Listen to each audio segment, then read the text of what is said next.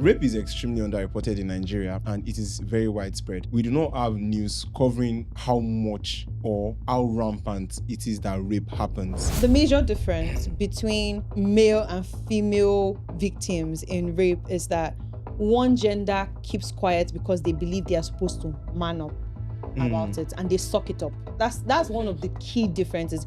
If not, I do know quite an alarming number of men that also got sexually assaulted by adult women around them. We need a cultural reset that shifts that mentality and lets a guy understand that his body is not for cheap. His body is not something that an elderly woman can give a gift of sexual pleasure without his consent. Now, if right there and then after it happens, you decide to take it to your grave, it's your personal choice, and it's the same for women. In the words of a great philosopher, he says, "Let us start what we have come into the room to do." One, two, three. Welcome back to another episode of the Whot podcast, guys, and it's me, David Olayimika, your humble, your sweet. Wait till now drag me for the comment section. Oh my God, I'm in shambles, but I came back stronger. Thank God to the help of people that are friends, that are family more than friends, like the Stone alone. Welcome, guys, and yes, I have the beautiful Naomi OJ. Happy to be here, as usual. She don't get a choice. She doesn't have a choice. And yes, we went to a few miles ahead of the North Pole because we needed something greater than Santa, somebody that keeps giving, somebody that is longer than the river Nile, somebody that is farther than the stars, but call herself the star. Yes, sir. I like that intro. I did true. You did show. I did true. Everybody, welcome our guests. Nike the star. I'm shy, guys. Nigga is not shy, oh. Stop it. You are hyping me too much. A whole OAP shy. Yeah. Hello, everyone. It's a pleasure to be here yet again. I really wish Nike was on the last episode of Train Your Parents because Nike was on the last episode, last season where we talked about training your children, you know, and how training when we were growing up, it was really bad and we were like suffering and all. I remember telling her about my childhood, you know, traumas. And I remember I want me to beating nonsense out of her in that back classroom. It wasn't funny. Anyway, so I really wish she must have had a lot to say about Training how to your train parents. your parents. Yes, you need to. It would have been a good one, but don't worry, guys. Don't worry. We'll bring out more often.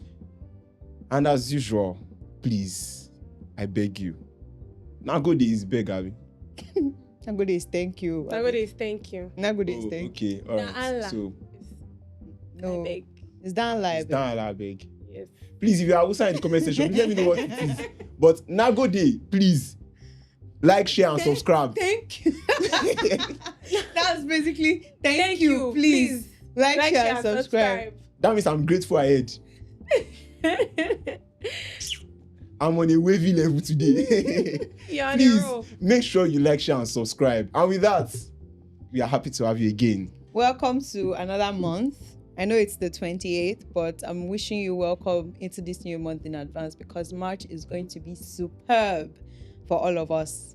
I'm very excited about what it has to offer. Yeah, and for you guys that you are not seeing Spike on set, yeah, my boy had to travel out to do a few things and all like that. He left us. I'm just gonna let you know what it is we're gonna be talking about today because a lot has been happening on the internet, right? Mm-hmm. And it's been a lot of back and forth, gender wars, who is better than who should be held more accountable than the other person. Mm-hmm. But one thing has been missing for a bulk of it, and it's who we are fighting for, right? I think people are forgetting that we're not fighting a war for ourselves, like as separate genders. We're just fighting a war for humanity, for the world to be better. Right? So that's what we're going to basically be talking about today. We'll be dissecting rape, sexual assault, and who should be held accountable, why and how. Because again, it's not about which gender versus which gender. It's about all of us being better people and holding ourselves accountable by ourselves, regardless of gender or age or social geographical status, location or like you said, social sectors. So yeah, that's what we're going to be doing today. But before then, we have to start with pouring out our frustrations, all the frustrations we've gathered over the week, and just telling the audience what's on our minds, because I'm sure that you can relate to some things that are on the internet this week. David. Deep sigh. No, I will even skip you because the mischievous look you have on your face right now is giving. If I give you the microphone, you are going to carry us to where we don't know. What's in my mind? No pass Agbalumo. What's in my mind? No, not even pass Agbalumo, but it's fine. Okay, so DK, let's start with you. What's on your mind? I have a lot on my mind, but we could use some comic relief. Now, there was this pastor that was cursing another particular lady on X. Okay. Because apparently he's a doctor and she was referring to him as a mister. Now, what was even the genesis of the whole issue? She posted about how she does not understand how feminists cope at work. How do you deal with office wahala and everything? Like everything is triggering, like in the corporate setting. And then the man says, and let me quote him verbatim now. He says, I think the downside of feminism is that it robs you of the experience of embracing the simplicity of life. You begin to read too much meaning into every little detail and nuance of intersexual dynamics. Even what you're meant to poke fun at. That's how the other day someone was saying tapping current is sexual assault. Same tapping current we all did in primary school and secondary school. First of all, excuse me, we all did as how? Please, speak for yourself. Speak for yourself, I beg. Something we all laughed at and forgot about, but everyone wants to form moral higher ground. Now, the girl said, Mr. Abiodun, please, address him as a mister, and the next thing, I am a man of God. If I curse you now, it would... if I be a man of God, if I speak a word. And this one was legit typing back to back in the comments, and lastly it was like, and she was typing Mr. to trigger him. I saw it. Continue. And then he now said something like, oh, if I be a man of God, dear Father, before 11 p.m. tonight, let this lady be out of this world in 2020. He now said, nobody should beg for her. Yes. That leave her, let me pronounce judgment on her or something. And I'm like, hello, clownery at its finest. Are we fine in 2026? People still do that. Yes, I'm so surprised. This is on the same level. And then people, sorry to cut you, so people are now like, Alpha, Mr. Abiodun, it's already 30 minutes past 11. No, it's already few minutes to 12, but she's still not died. This man. So yeah, that was quite a thing. This is on the same level as if you know you're less than 18, shift from here. Why are you laughing like that? I'm not who you think I am. This is on the same level as when a guy and a girl have a relationship and they're both, maybe the guy was already an expert before getting into a relationship and the girl is a virgin. Now they have sexual intercourse and he now breaks up with her. And she says that she's going to curse him, that she'll go out naked. Yeah. She'll go out naked in the midnight and she will swear for the boy. Yeah. I remember when that stuff was trending. Yeah. And somebody came out to say that when I know they ever naked, swear for person, may you better for the person. It's only when it's time to cause bad things.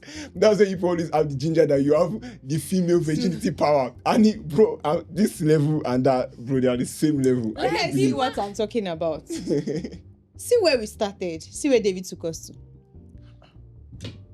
Experience is the best. I know what you're saying. Don't worry. We'll deal with him later.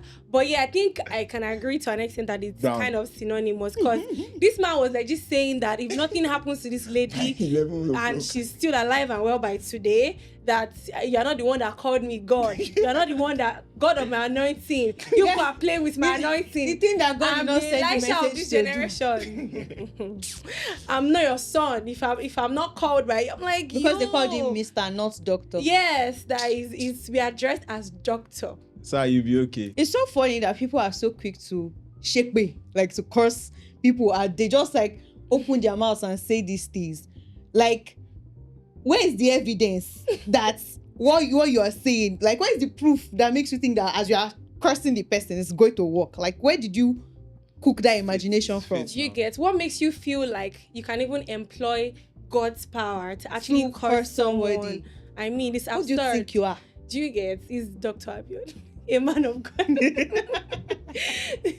Pastor Dr. Abiodun. Something like that. But let's know. We don't know the shege he went through to actually get the PhD. So Please. let's know. Now, all this conversation has me thinking, like, do curses actually really work?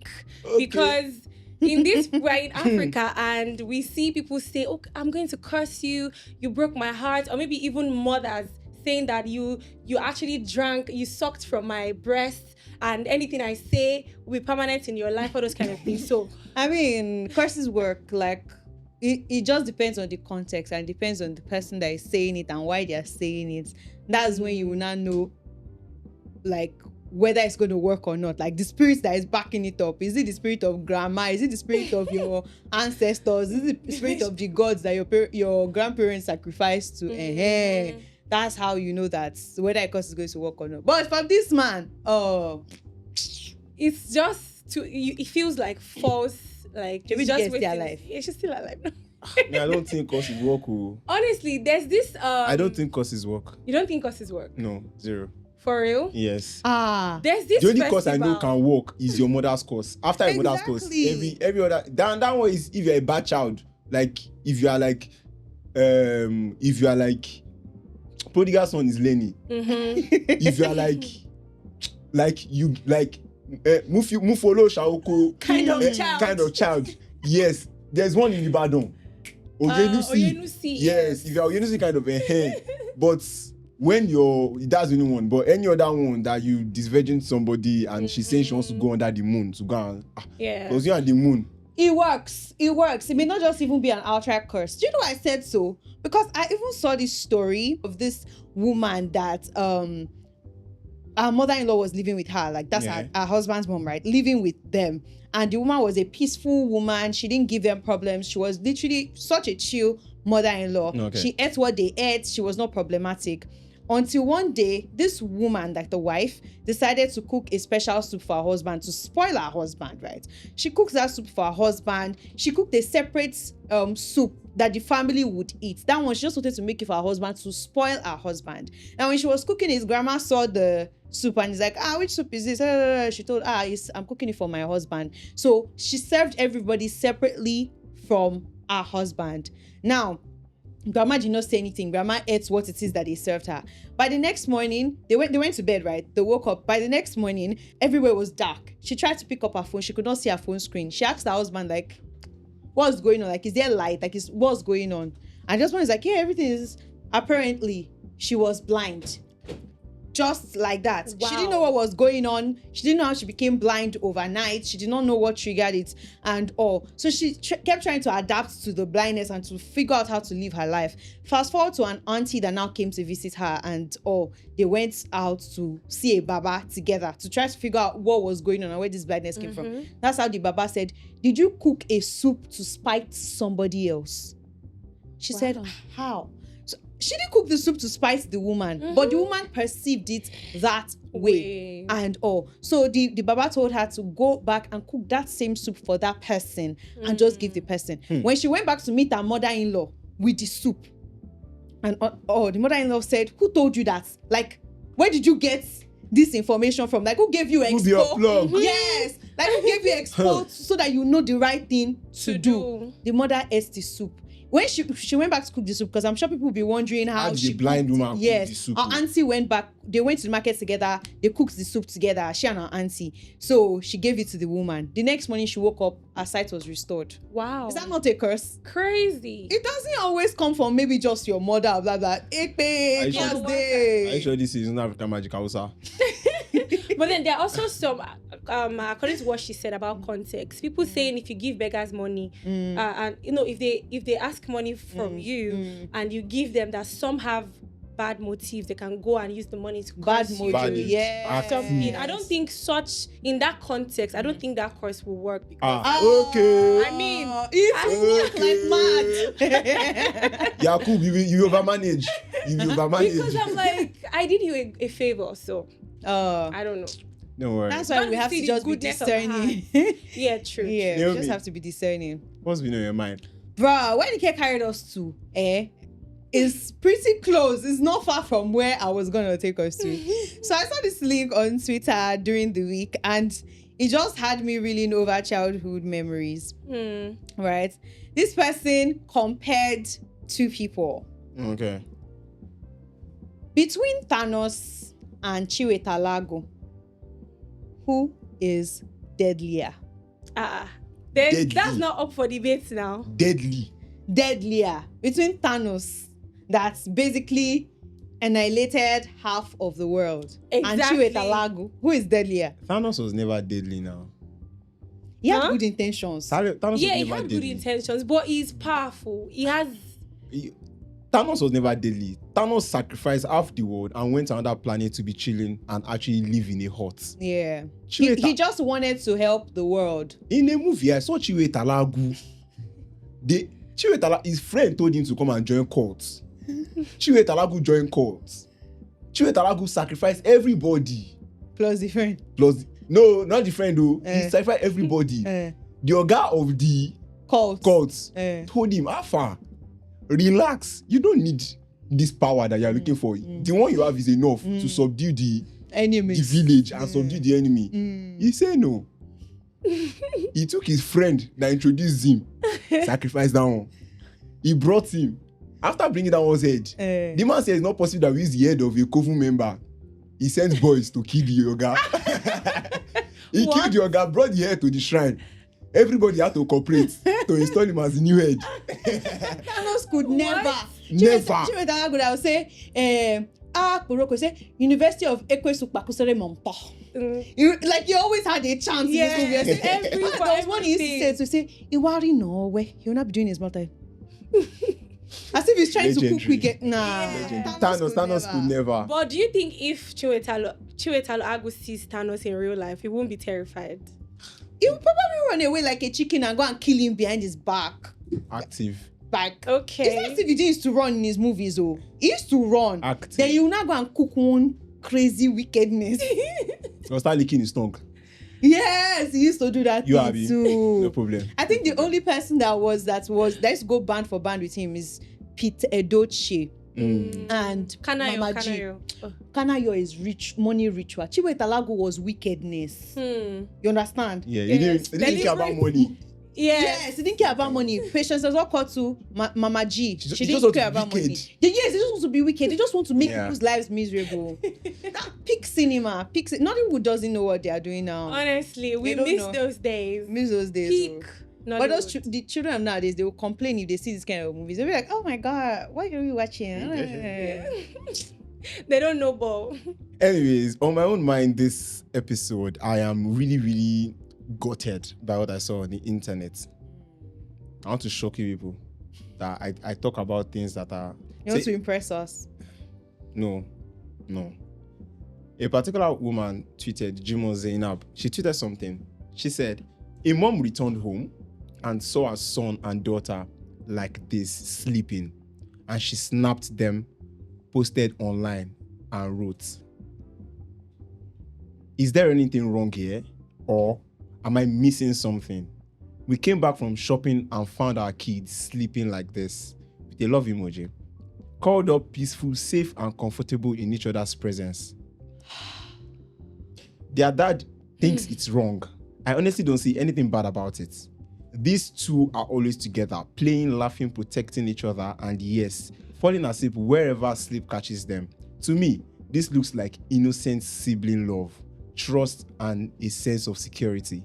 But parenting comes with different views, and I'm curious, what do you think? Is this just kids being kids, or would you be concerned? Now that's sleeping position. For you, you've seen it definitely. Wow. I had to sigh because as innocent as it is, there are so many ways it could go wrong. So many ways. Like so many ways it could go wrong. And my first problem is that this woman snapped those babies and posted them. Like she didn't cover their faces with an emoji or something. Posted she just minors online like that. Just like that. Like, what if this person's one of them's classmates sees it on their mom's phone and say, this boy and his sister, they are doing like this, they are playing like this. The boy is corrupt. Don't you remember the way they used to say, that girl is corrupt in primary school, any small thing, you are corrupt. So this is how it starts. Or even maybe the headmaster of their school, because these pictures are viral. Just to give a little bit of context to this, I'll try not to be explicit. Someone saw a vision about a particular family. She's a family friend. She went to tell the family and, told only the mother.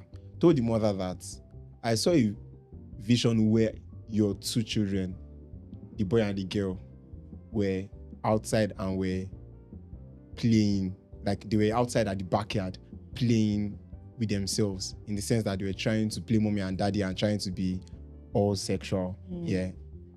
And the mother should be praying that may the case of incest not happen in their family and all. Now that mother had that particular vision, left, and then she comes home, she sees this. It gives context. Like it fuels something. It fuels something. Yeah. Different from somebody that was never even told anything. Yeah. And your context is just the same with the context of somebody that may have seen that happen with other people. They have enough background to want to assume that might be a possibility with their kids. And it's two things, like the woman and her husband's case, right? The man thinks it is the other way around. It's the other way around. The woman sees beautiful sibling love. And there's a chance that it is beautiful sibling love. I want to believe the woman more because she's the mother and she nurtures them and she's the one that spends more time with them. It's not so I want to believe that she knows the kind of connection that are with her children. That's one way to look at it. But that could also blind her to think that it's innocence. Because one thing is constant with children. They like to explore. Yes. Babies learn by biting everything, putting everything in their mouth. Children learn by experimenting. They are very curious. They see adults doing something. They copy it. They want to see how it plays out. They see it in the movies. They want to see how it plays out. They come across it on social media. They want to see how it plays out. So as a parent, however innocent you think that is, it's still your responsibility to make sure that you caution them, right? Help them to understand that this is what this, especially as they grow older. The boy is older than the girl from the picture that I saw, right? Yeah. So they need to teach each child separately, like how to relate with each other in a way that it doesn't cross a line. They need to help them understand their sexualities. And I think that's one thing that's not very common with African parents. Boundaries. They don't know how to teach children to own their sexualities in a way that they are confident in it without wanting to explore. Right? So I think that's something that they need to talk about, regardless of whether they trust that the children are being innocent or not. They can play in any other way, but there are certain lines that they should not cross. Because what's that pose? Where did they learn the pose from? One of them has probably walked in on the parents early in the morning, sleeping, and saw that exact position and just copied it. Yes. Now, I would like to add to what she said. I don't think there's anything innocent about any child. To be honest, in my own opinion, I don't think children are innocent. I'm being serious. Like, they're innocent in that children they don't know like that. Very sharp. They see things. When they see things, they like to replicate them. Exactly. So they probably have seen, like she said, maybe on a Saturday morning, everyone is happy in the house. They just mommy, they just barge into Into the the house, room. to the room. Yeah. And then they see mom and dad all cuddled up. And they feel like, oh, maybe it's a normal thing that people do. They do not understand the fact that, okay, it's only for adults, married people. So I'm too young to be curled up in that position. Maybe they feel it's normal. Mom and dad, they do it. So that means I and my sister can replicate that when we're sleeping. So naturally, as a parent, if I walk into the house and I see something like that, I'm going to be worried. I'm going to be I'm an overthinker. I'm going to be thinking, what were they doing that they fell asleep? Where did they learn position? It? Were they practicing mommy and daddy? Do you get? And that mommy and daddy thing, a lot of us will testify to some of the ridiculous things they exposed us to as children. Like, you be playing mommy and daddy with your neighbor. Next thing, they're saying, let's try this. You're like, eh? Yes. This thing. But my mommy said I should not try do it. it. But they'll tell you, hey, it's just play now. It's play. It's mommy and daddy. They will encourage you. Before you know it, you're already doing what you're not meant to do. That's the case with a lot of us in this generation. Why are you opening your mouth? I do not do. No. I do not- A lot I'm of an- Nigerian no. children did it. I'm a no more get inside. You know what that is? Now they bad. Exactly. Y'all are the worst. After I play with Teddy Bear, I move on with my life. Really? I didn't do anything. Please. But yeah, like I said, I don't personally think that there's anything innocent about children. And I personally feel that children, when it comes to parenting is very hard. Yeah. Very, very hard. You can do everything right. And still end up being blamed as a parent and being put to shame. So and still end up with LGBTQI. Do you get? So I feel like there's nothing innocent about children, and that is why I'm totally in support of brainwashing children. Honestly, yes, I'm in support of it, because children is garbage in, garbage out. Before someone else outside brainwashes Teaches your them, child, brainwash them first. Let them know that this body part is for this. Like Naomi said, teach them about body parts. Their sexuality at a very young age. Teach them very well. Brainwash them well. In fact, in every aspect, when it comes to the word of God too, they must be listening to message. I saw one video last year where there was a lady abroad, daughter and her son, they sat down in front of this TV. She played Apostle Selman's message, and they sat there and she made a video. She posted it on Twitter, and people were like, this is what this is what I'm doing to these kids. Let them start listening. Those kids probably want to watch Coco Melon or something or so. But no, you must watch it. As we teach, as we do that, we also need to exercise caution with regards to telling them why you are teaching them what you're teaching them. The reason. Else they will rebel. They'll just think, my parents don't want me to do this, but this is what everybody else is doing. Tell them what people outside will even tell them. My daughter, I know you will go to school and they will tell you, this one or that one. No, this is why I'm teaching you this and teaching you that. It's simple, but it's hard. Very hard.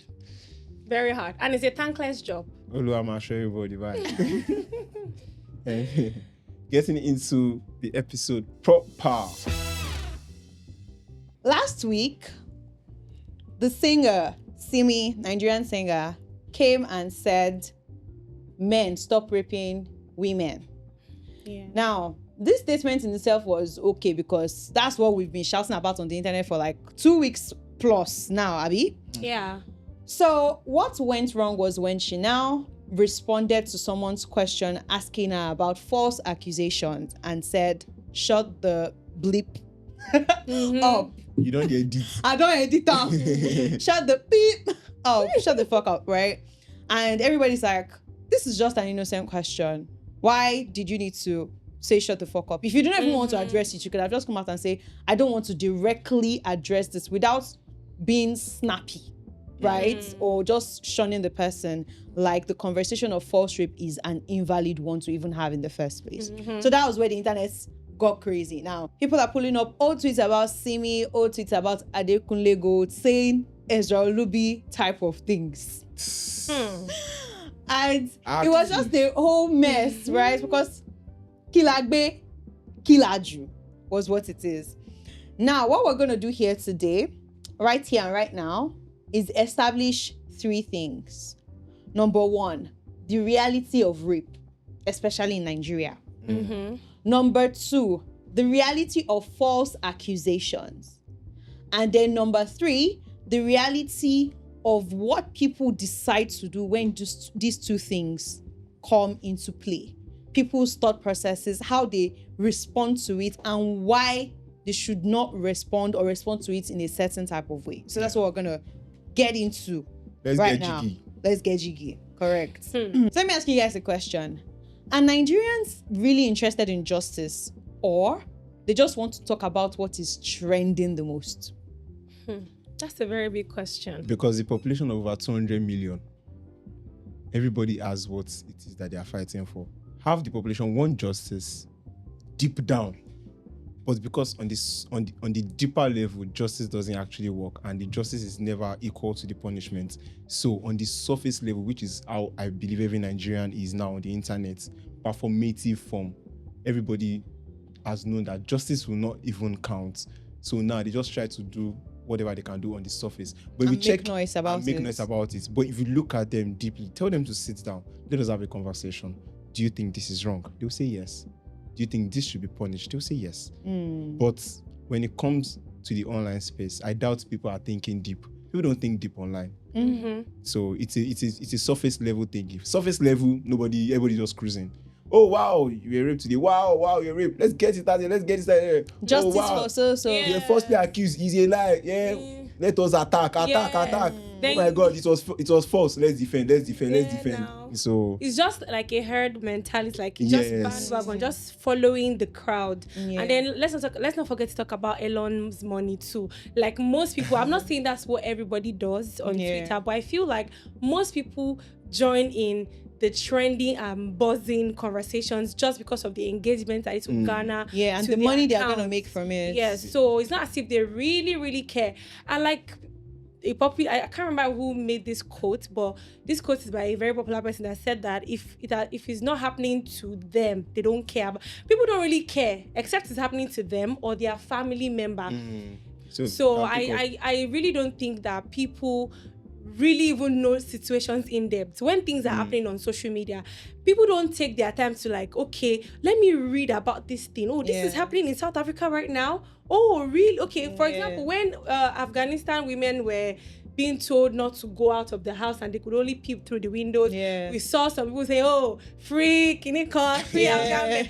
Do you in really this know? Nigeria? Yes. Have you read the papers? Have you gone to go to the big news blogs like BBC and all? To do your own research. Yeah, and know in depth, read articles. You don't know anything. You're just tweeting because that's what's happening right now, and it will get you the attention on social media.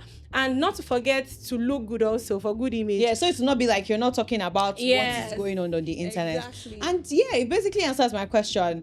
I don't think Nigerians really care about justice. If Nigerians really cared about justice, they will be fighting, most importantly, for their own justice. But we are so complacent with even ourselves and how we are treated by our government that we don't hold them accountable. Yes. How much more social conversations and issues? Like I don't think Nigerians care about justice. All this justice for this person, justice for that person. A lot of it is just noise. It's pure noise. Now, bringing that back to what we're talking about, the issue of assault, rape, and victims versus the falsely accused, which is what people have been talking about on the internet.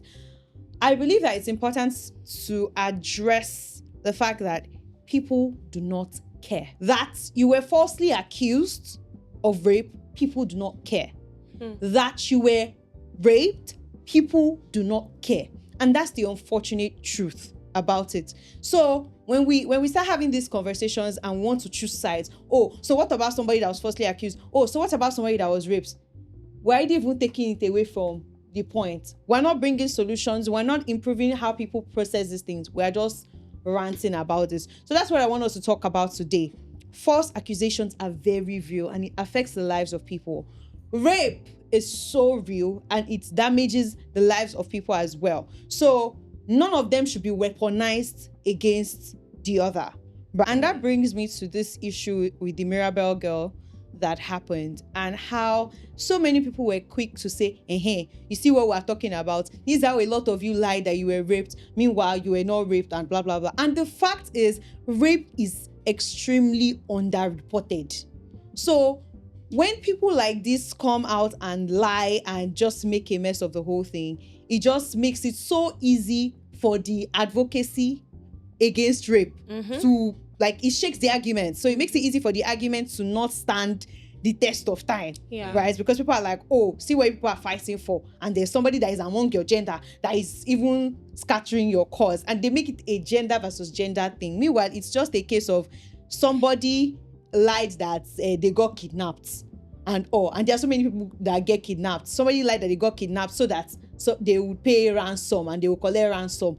And they should not say, hey, see how you faked your kidnap now. And so many people are saying, oh, they kidnapped them. Like, it's basically that same scenario. And the only reason why we make it a gender thing is because it is men against women, supposedly. Rape is extremely underreported in Nigeria, and it is very widespread. We do not have news covering how much or how rampant it is that rape happens. Yeah, there is a statistics that says that there is 1 in 3 Nigerian women that has experienced sexual violence or sexual assault one way or the other. That's very true. Very, very true. Very, very true and factual. And I'll be honest, even as a guy, I know. Yeah, I know.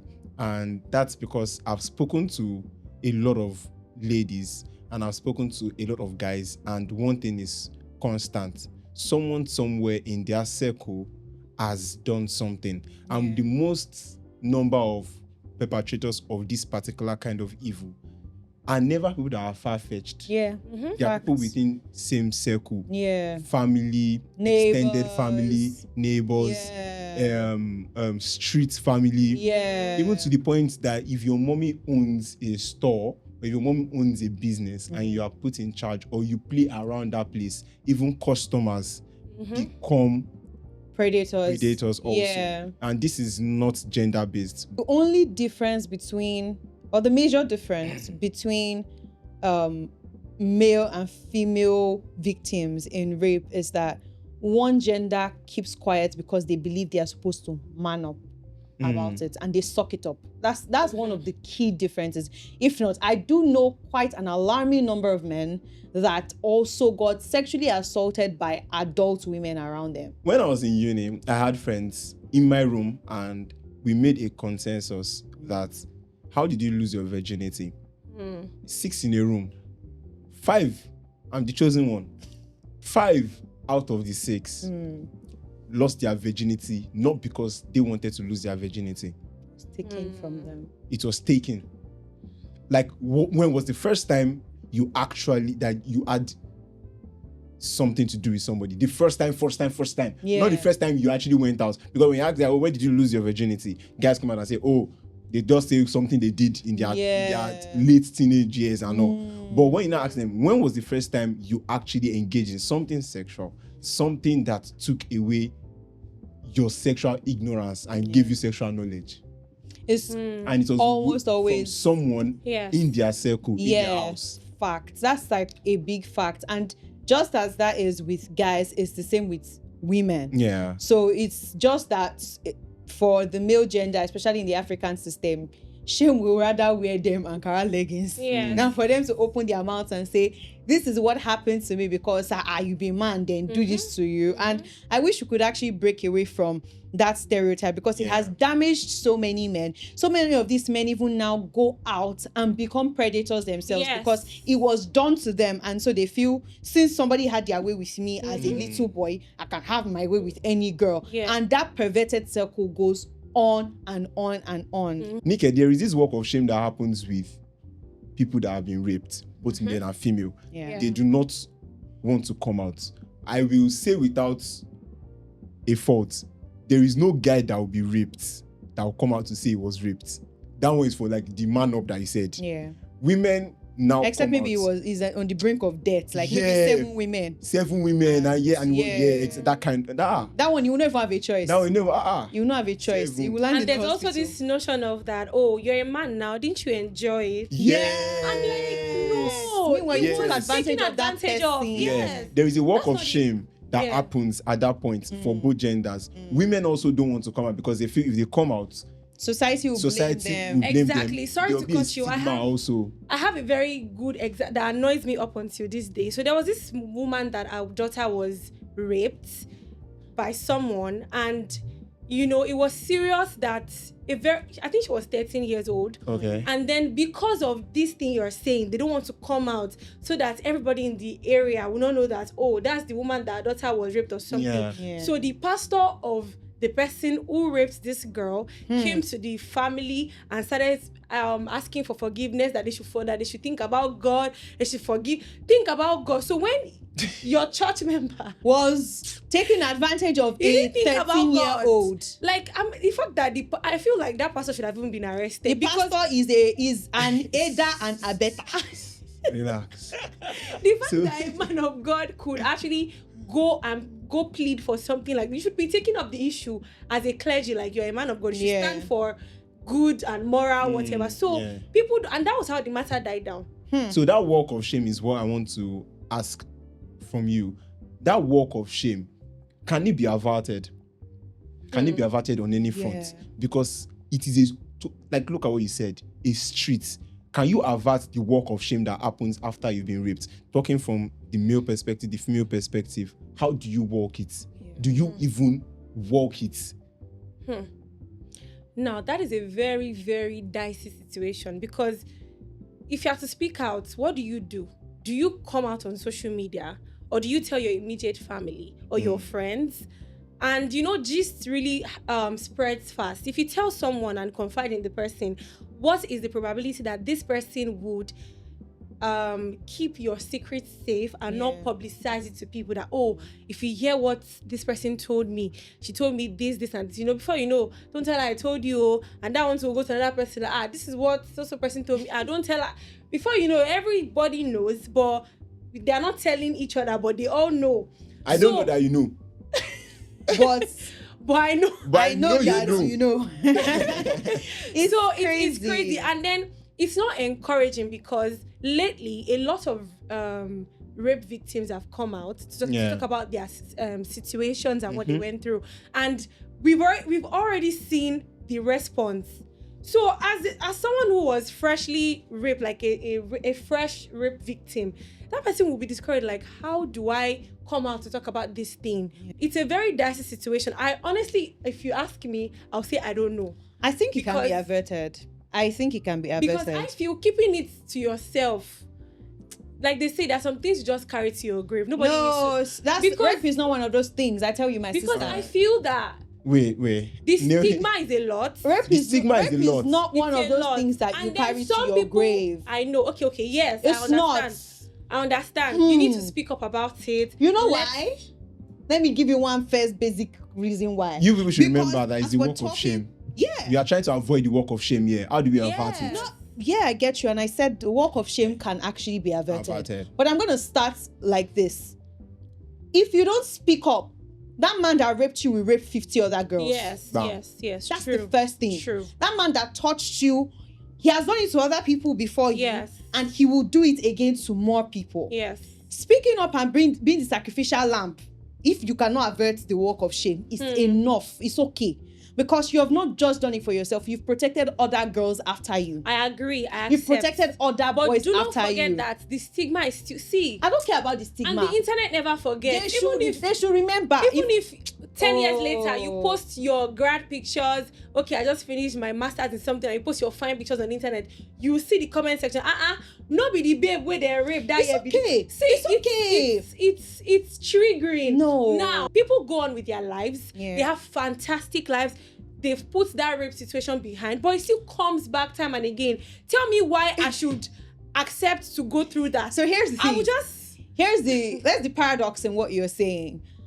The trauma and the stigma that rape keeps with you would always be whether you talk about it or not. That's the truth. But not talking about it lessens the burden. It only lessens it from the perspective of nobody other people's... knows. At least I can live a normal life. No, my dear sister. Do you know how many people are burdened with the fact that somebody decided to assault them and they couldn't do anything about it?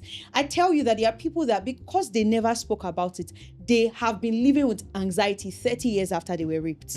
And they are not able to, they're able to move on with their lives on the surface, but internally they are always battling shame. They are always battling dirt, like feeling like In fact, many of them are not even able to go into healthy relationships because they were never able to deal with that trauma because they didn't open up to talk to anybody about it. And so if their current partner decides to touch them, they remember everything that happened in their past. They get triggered. So there are so many ways to it. But to answer your question, David, do I think the walk of shame can be averted? Yes, but it's not a day's work. It's going to take a very, very long time and a huge cultural shift, because the reason why a guy will have a walk of shame, especially in the African setting, after he's raped, is because, again, be a man. You are a man. Like they don't feel rape man now. The woman is giving you a gift, literally. That's what they'll tell a lot of guys. But we need a cultural reset that shifts that mentality and lets a guy understand that his body is not for cheap. His body is not something that an elderly woman can give a gift of sexual pleasure without his consent. Now, if right there and then after it happens, you decide to take it to your grave, it's your personal choice, and it's the same for women as well. But if you know that it's something that can spiral and you become a hurt person that hurts other people, talk about it. Let this person be brought to justice. Let them really do something about it. But if you're in like the boats that Nike painted and you feel like you have to keep it to yourself and just deal with it on your own, that's your choice. But don't now come out later, maybe 30 years later or 20 years later, to come and say, oh, so man rapes me at so time, because you made a choice, especially as an adult. As long as they bring that person to justice, after then, all you need to just do is heal from the trauma, whether with therapy or prayer or whatever your therapy is. But on the flip side, you said the person, the most important thing is the person being brought to justice. But there are so many cases of people that were not brought to justice. In fact, there was a lady that tweeted something. Initially, I thought it was quite evil and something to not be posted. She tweeted that, oh, hello everyone, I'm so happy to announce that my rapist of some years ago just died today. And then she tweeted about it, that she was so happy, and she kept quoting her tweet and she was all happy about it. You know, initially I could not understand her joy and everything, but she just feels so much relief that the justice she could not get, at least she life feels has better shown now the that person the person has been unalived or whatever. So what of people that they spoke up and yet there was no justice? So is it better to keep quiet and suck it up, or to talk and at least attempt to get justice? This Naomi's question is very vital. To the people in the comment section, would you advise someone to keep quiet or speak up to avert shame?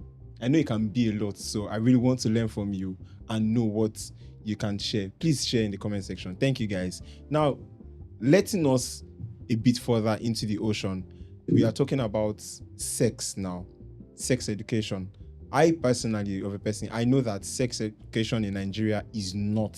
It's lacking. Well. It's nothing. Really It's zero. Yeah, I saw a particular video, African Magic, where the man went to the school, told the principal that he doesn't want his daughter to be in class when the biology teacher is teaching anything that has to do with sex, that it was corrupting the daughter. Wow. Now, as a Nigerian, as a person, we lack that sexual relationship knowledge with our parents. We do not have it.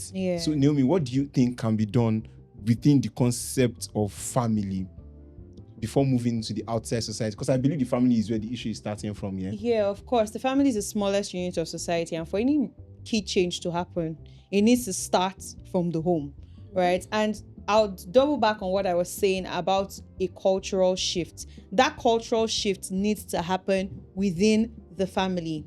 Parents need to realize that sexuality and sex in itself is not something to be ashamed of. It's something precious. It's something that is vital to the core of any individual.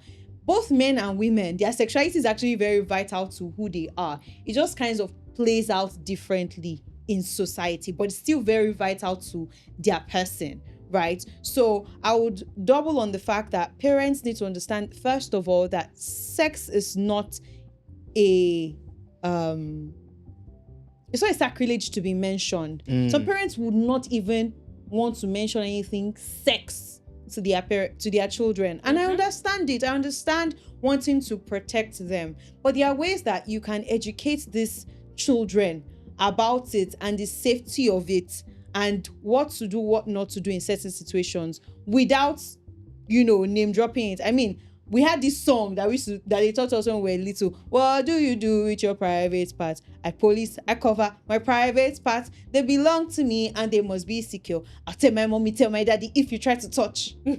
Now, imagine a child that really understood the meaning of those words. If something happens, it's easier because your parents taught you that. Yeah. It's easier to want to open up to them that this uncle was trying to do this thing that you said that should not happen to me. That's what I'm telling you now. Right? So it's not a lot of children that find it easy to do. And that's another problem with the fear factor that is common in African homes. A lot of African parents raise their children with a fear factor. And so even if you teach them that song, because of the fear factor you raise them with, when this kind of messy situations happen, the children are so afraid to talk to you about it. Yes. So I also think that the fear factor that African parents are so used to raising their children with must change. It's so terrible. You need to create a safe space for your children. If not, they'll not be able to tell you anything. They'll rather suffer. They'll rather bleed for days and hide it from their parents than actually talk to them. It's very pertinent to also talk about what to do when rape happens, because this is something that we do not get to talk about. I feel nobody expects to be raped. Yeah. Nobody expects to be raped. Yeah. Nobody expects it to happen at the time it will happen. You might have been seeing signals, but maybe because you could not remove yourself from that situation, I mean. Yeah, and then you were caught up in it. Like the issue with Femme, the 6 feet lady. Yeah. Just going for a job. Yeah, no. Imagine you in your house being a daughter to a father, and then it's your father's eyes. Yeah. Let it count a situation where the recent one I just heard, a 3-year-old daughter and a mother. The mother is a lesbian. Like, you understand? Seriously, make it make sense. Seriously alarming things. Nikki, after all of this has happened, the whole cultural shift, the whole awareness that happens in the home, I personally want us to bring it back to this generation and what is happening now, which is that rape is very, very widespread and underreported. And we've had approximately 1.4 million sexual offenses between 2023 and 2024. That's crazy. Yeah. Now, when it happens, what do you think is the first thing a rape victim or somebody that's been sexually assaulted, what is the first thing the person should do? I strongly believe that what you should do if you find yourself in that situation is seek medical help first, because your health first. Try to go to the hospital, the nearest hospital around you. Run tests if for the guys, either because rape happens both male and female. So just do an all-round check to see if you are fine, okay, and nothing has been transmitted to you, and it's so that if something has been transmitted to you, it can be detected on time and something can be done about it. Because if you don't do that, there are some sexually transmitted diseases that has no cure. Okay, once it stays long, so just make sure that you go to the hospital, and also go to the law enforcement agencies, go to the nearest police station around you and report the situation. We have some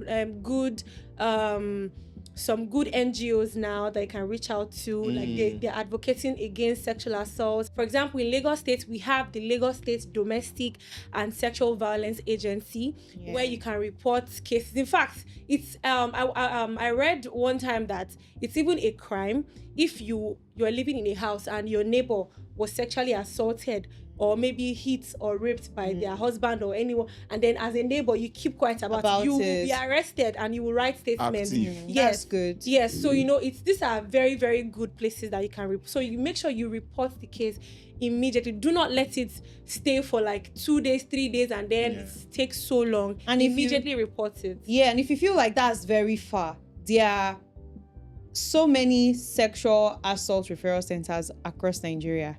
Just Google. Go on Google and say sexual assault center Nigeria. Do your research. Sexual assault. Like if it happens to you, apart from going to the police station, just so that you have 4-factor authentication. After going to the police station, after going to the hospital, and they test you and they even help you collect evidence, because it's going to be useful as evidence eventually, right? You can still reach out to sexual assault centers across Nigeria. I think there are 47 all across Nigeria. Reach out to them, because some of these people carry it more personally than even the police will, because the police is dealing with so many other things. They're dealing with kidnapping, murder, these things. So these people, these sexual assault centers specialize in such things, and they are usually able to carry it on their heads properly, and will be able to at least reasonably get you the help that you need. All of these things have to be done before you go and set ring lights. Some of you carry the step and shift it. When something happens, you first of all set ring lights. Yes. After setting ring lights, before you go and check yourself. Honestly, I don't even think that should be the first thing you're doing. Yeah. Like announcing it on social media. Don't worry, guys. And it takes away from the authenticity of what you're doing, because in this day and age, it's very easy for people to believe that you're probably doing it for clout. Yeah. Everybody does things for clout these days. So the moment you do that, it just takes away from the authenticity, and you are a legit victim that is suffering emotionally and physically. And then So- you see, sorry to cut you, and you see in the comments, you see comments like, oh, you sure say they really raped this one. You still get time come social media. You know, Exactly. that kind of comments. It is very necessary that you don't miss these steps the way we have listed it for you. Honestly. Don't put one before two and don't put two before one. To whom sense is given, Sense is expected. sense is expected. It even makes it worse that there are a lot of people coming online and making up stories these days. Yes. It now makes the legit people so hard to believe. Like, you two were a false rape accuser. You two were a false rape accuser. That's the bandwagon that people are so quick to jump on now, just because one person did it, or maybe 5 people. And honestly, if you're a false rape accuser, you're making it very difficult, very, very difficult. I mean, extremely difficult For the people legit to ones. believe, victims of rape. Because, hello. I'm really glad we are sailing this ship of false rape accusation for one reason, and that's because most of the time, 95% of false rape victims are men, and it's a cry for help. Because if you as a man hear that a lady has been raped, as a fellow man, now I'm talking to sane men, as a fellow man, fear comes inside of you. Yeah. You cold shivers. Sometimes I hear about rape, I don't even know what to say. I don't know how to react. Whenever I hear about rape, I'm like, not again. I don't want to hear about it. I'm even tired of hearing about it. I'm even going to censor my FYP, anything rape. Please out. Yeah. Now, men are seen as the predator. So if there is somebody being accused of rape and it is false, I am low-key happy that man is saved. Exonerated. From it. He's exonerated from it. I am glad, because I would want to imagine him carrying that burden for the rest of his life. Yeah. That I was falsely accused of something that I did not do. And I'm really glad we are talking about this. I mean, probability is, even if he's exonerated, his the life stigma is, will the still stigma stay. will still stand. Yeah.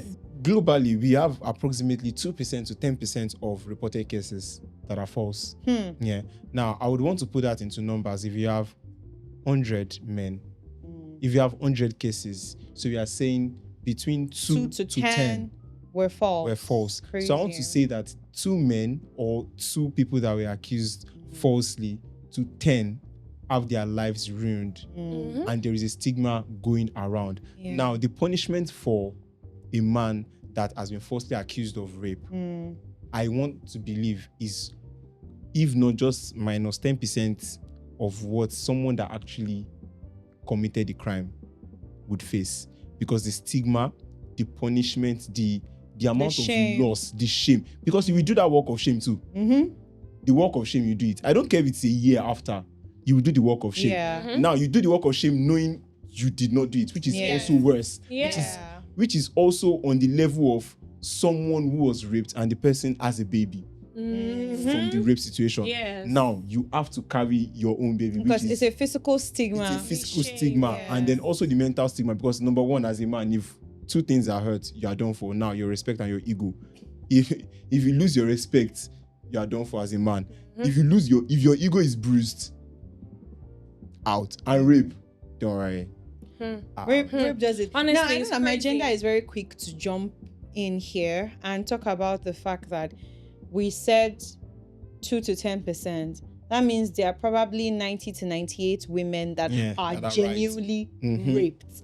And those numbers matter more than the 2 to 10%. It doesn't. And from an emotional perspective, they are right.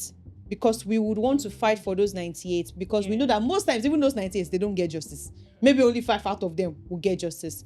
But from a logical point of view, you need to understand that if we leave those 2%, it will increase to 10%, and it will increase to 20 and to 30. And you see crazy women like some people on Twitter saying things like, if the guy is stressing you emotionally, falsely accuse him. Or there was Have even you seen tweets like that? there was a crazy girl that said one time, she's very popular now. No, in fact, she has tried to rebrand. She has changed her username. She post something. They will bring that reminder of the tweets. Because she said that the punishment that men deserve is to falsely accuse them of rape. Wow. It's a way to punish a man, you know. So many. That means you know by yourself that that's a very cruel thing to do. You know that thing is going to damage a person's life, and you still do it. That level of wickedness is equal. It's on the same par with somebody that decides to take advantage of another person's body and ruins their lives. It's the same thing. Because the extent to which false rape accusation ruins men's lives, I don't think it's being spoken about enough. Now, some years back, I don't know if you guys remember, there was a guy that actually committed suicide on Twitter.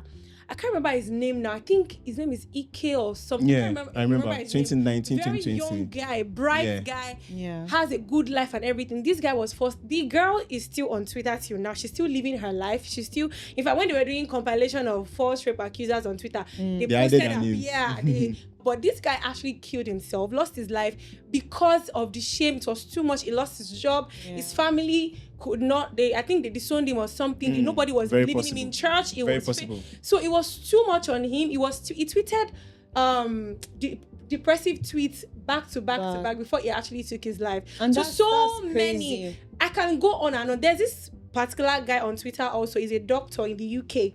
Dr. Olufunmilayo, he no longer practices medicine now because of false rape accusation. That's bloody. So it's crazy. We don't talk about how much it ruins men's life. It ruins men's life as equally as it ruins women's life who have been raped. And the thing is, if we were to flip the lights on, I hate to be the bearer of this, right? But if we were to really flip the lights on and we had more men come out and talk about their rape experiences, you'd be surprised how many women would go down. Like you'd actually be surprised. Women will not even be ready for the numbers. Exactly. They won't be ready. They'll be shocked. They'll be shocked. They'll be like, you too? Mommy this, you too? Like they would actually be really surprised. So it's not even about the gender anymore. You shouldn't want to, as an individual, as a human being, cook something that is so cruel and wicked just to spite somebody. Because we talk about rape, we talk about all these things because they are opposing genders. But even the Bible said the heart of man is desperately wicked. Who can understand it? One thing is true and statistical to me. If you have 10 rape cases and 9 are real and 1 is false, you as well just have 10 rape cases. Yeah, facts. Because the victim of the false rape allegation and the perpetrators of the 9 real ones, they are going to have similar, if not close to the same social isolation, loss of opportunities, loss of reputation, the permanent stigma that is going to be happening. If devil now wants to have your time, you actually did jail term and you were actually convicted while you were in jail and then you had to step out. Now you have that experience of going to jail before you were your life has basically been messed up. So messed up. So I really would want to see an improvement in everybody's mindset that rape is not lying, rape is not stealing. Yes, all sins are equal. That's before God. But before men, all sins are not equal. Moral compass. There is a moral compass. There is a moral grade. There is a grading system. But before God, yes, all of us, we are all sinners. Yes. Subhana Rabbika. Yeah. I think us even address this thing of how we expect the male gender to support and advocate for no rape when we always say, why men? Why all men? Because when I find out that somebody was raped, I'm like, not again. I'm like, why do men do this? I say that. But usually when I say that, it's not coming from a place of me generalizing on men. Because I have a father. I have a brother. I have seen people around me that I know that they did not do this to me or to my siblings or to anybody around me. Right? So when I say that, I don't mean why all men. But we need to realize that as much as we don't mean it sometimes, that statement is not harmless. When you say, men, why men again? More often than not, the average man will put his defenses up. I'm not like this, but why is she saying why all men? Right? And then they begin to now rigmarole, and a lot of them become dodgy and they become rape apologists. Yes. Because they feel like, since you're already judging me, there is no point in me. You already see all men this way, so this is how I'm just gonna defend my stance as much as I can. From a male perspective, I'll give you where that comes from. Okay. Yeah. As a guy, I am naturally seen as a predator. Yeah. And as a perpetrator of this particular evil we are talking of. Yeah. Rape. Yeah. Now, you tell me to come out and speak when this has happened. Yeah. So my guy does it, and I tell him, Brewski, we are guys. This shit must not come out. Do you know why? Because if it comes out, I am your friend. I am in your circle. If I come out, all of us are seen as guys. They would stigmatize me. Rape does not only stigmatize the person. It stigmatizes the family too. It stigmatizes the friends of the person. So the reason why guys would do it, why some guys would want to try and keep it safe or keep it coded, is because the world is not even accepting men naturally. Women are not accepting men naturally that we can be good. I mean, it's based on the numbers. Based on the numbers. Based on the numbers. Based on the numbers. Yeah. So women are not accepting men to be good. Now, when this stuff, we are even trying to protect our ego. Now, one of us messes you up. And your goddamn ego. Yeah. Now, one of us messes up and now uses his own bile to spoil the whole pile. Yeah. Hey. See, here's the thing. Wait. He uses his own bile to spoil the whole pile. And I want to come out and say, go out and do this. I am afraid. Men are afraid that if they come out and push their own guy out, the stigma and the shame will come to them back. Because when they now say, wait, he raped her, but we need legal action. Wait, not jungle justice. Wait, let us go through proper procedures and be sure that it actually happened. Wait, let us take our time to prove this guilty by the law.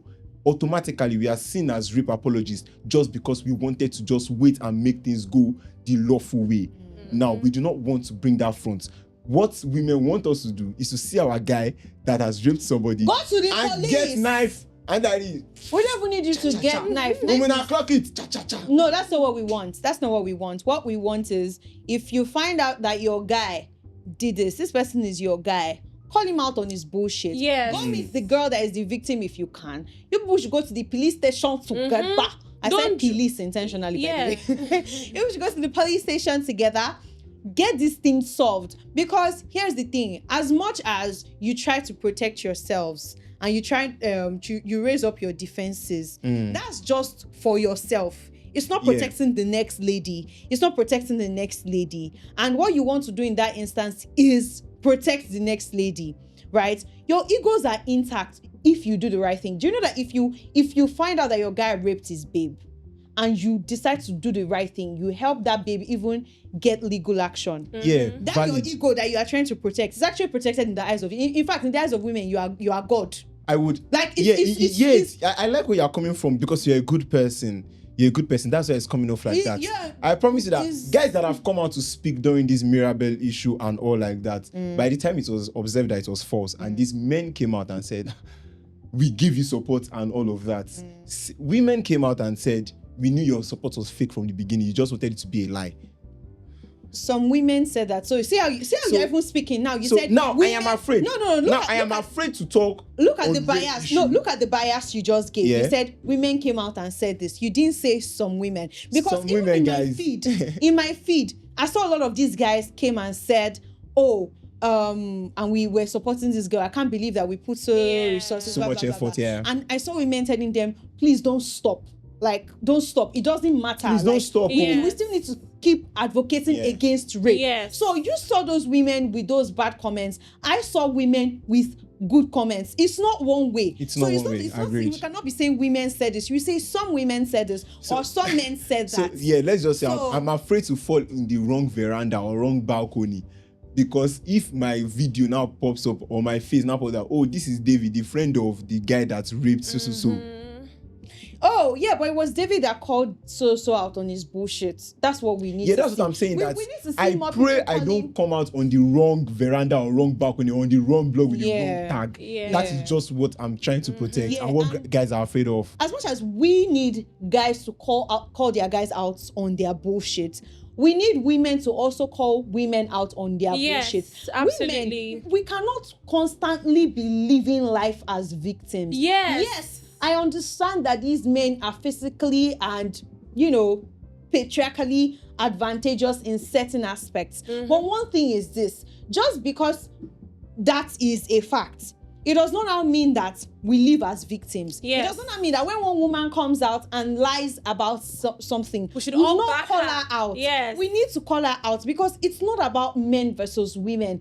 It's about us as individuals, as human beings, living decent lives, living safe lives. And if we do not protect each other and call each other out when things are going sideways, I tell you, these fights that you think you're fighting, that you're so angry about, and there's so much energy bubbling up about, I get angry to a lot, by the way. That fight that you're fighting so much about, you're just going to waste all the effort, and then you end up blaming back on men are terrible people, men are scum, men are wicked. Please, let us all listen to Naomi. Naomi has actually Yes, made a lot of please. sense. Nike, I want to ask you a question. What do you think the punishment should be for false rape accusers? I feel like the punishment given out to a rapist should be given out to a false accuser, because you know what makes I don't even know how to, I'm trying to put it on the same, I'm trying to explain how The it's on the magnitude. same. Yes, because if you feel like it's just the person just lied, the person just lied, let's forgive the person, maybe she just lied. No, it's not just the person lied. You actually sat down and cooked up a story that could totally damage someone else's life. Yeah. I don't think that's intentional wicked. It's as the wickedness of false accusation is as intentional as a rapist, because a rapist is a The rapist person took advantage of a person. Yes, in a rapist's head, physical way. he has been planning it. Yeah, when he sees the girl passing by, he has been imagining how he's going to pounce on her. Yeah. How might even strangle her or something. Yeah. It's the same way you have been cooking. It's premeditated. So the fact Very. that it's premeditated, you sat down to think of such an evil thing.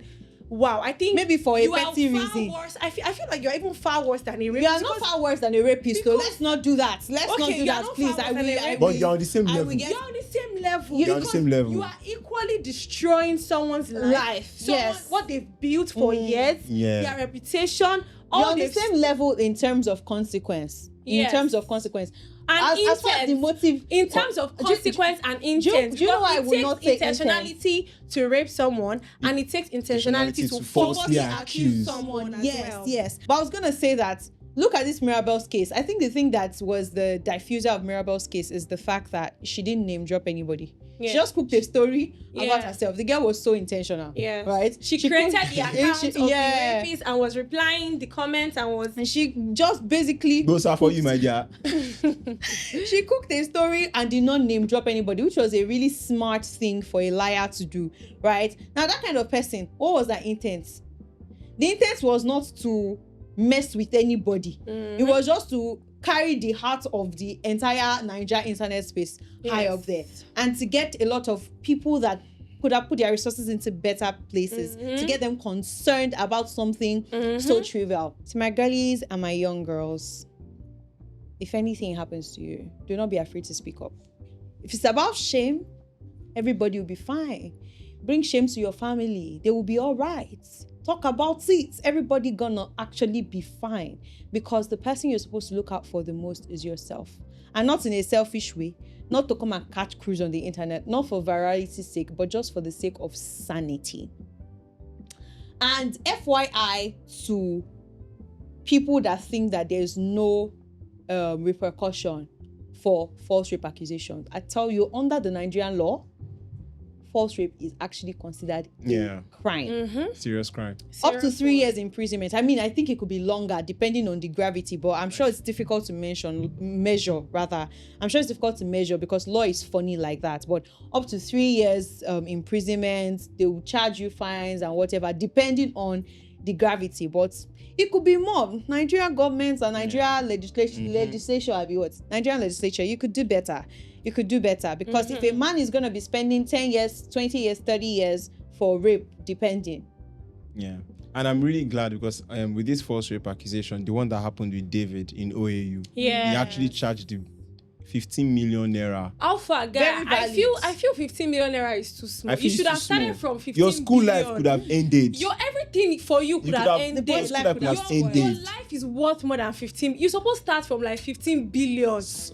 For the audacity to do it, like, you must cross-check the audacity with the money. I feel like that money was quite small. Yeah, 15 million is small. But as we're saying this, let's make sure that we remember that most rape victims, they cannot take their lives back.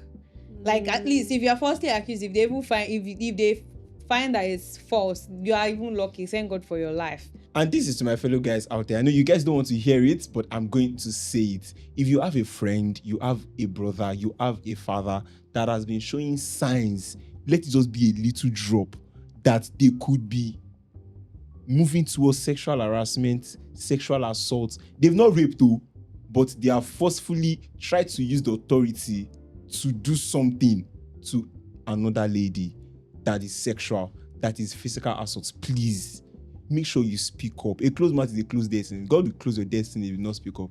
Yes, and with that, guys, help us to say thank you to Nike the Star.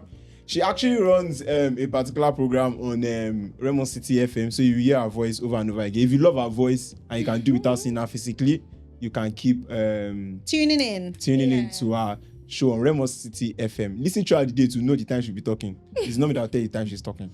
6 p.m. to 10 p.m. Don't mind. Women. Women supporting women. 6 to 10, guys. And I miss Spike. This is where Spike would say, make sure you like, share, subscribe. I mean, do it for the sake of Spike. Do it. Yeah. And for Spike always says subscribe. So please subscribe, guys. To our YouTube channel. Peace out. Have a wonderful weekend.